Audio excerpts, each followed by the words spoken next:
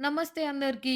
ఈరోజు షిఫ్ట్ ఉందని జెప్పి పొద్దున్నే లేషినా. నేను లేషిందే 6:30కి. కానీ ఎండ మాత్రం ఫుల్లుండే. లేవంగానే కిచెన్ జూస్తే కొంచెం చెత్త చెత్త అనిపిచ్చింది. క్లీన్ జేసుకున్నా. నెక్స్ట్ ఏముంది షిఫ్ట్‌కి టైం అయితుందని జెప్పి ఇంకా జల్దీ బ్రష్ చేసుకుంటున్నా. నాకు సాధ్యమైనంత వరకు, నాకు వీలున్నంత వరకు నేను ఎంప్టీ స్టమక్‌తో వాటర్ తాగడానికి ట్రై జేస్తా. మీరు గూడా తాగండి హెల్త్‌కి మంచిది. కొద్దిసేపట్లో ఎండలో కూర్చొని లంచ్ బాక్స్ కోసం ఫుడ్ ప్రిపేర్ చేసుకుంటున్నా. ఏం కుక్ చేస్తున్నానో మీకు ఈ పాటికి అర్థమయ్యే ఉంటది. కానీ నార్మల్ పులిహోర గాదు. ఎగ్ పులిహోర చేసుకుంటున్నా. ఎగ్ పులిహోర ఏంది అనుకుంటున్నారా? రెసిపీ కావాలంటే కామెంట్ చేయండి. That's my favourite go to breakfast అన్నమాట. బ్రేక్‌ఫాస్ట్ గాని, లంచ్ గాని, డిన్నర్ గాని ఎప్పుడైనా తింటా నేనది జేసుకొని.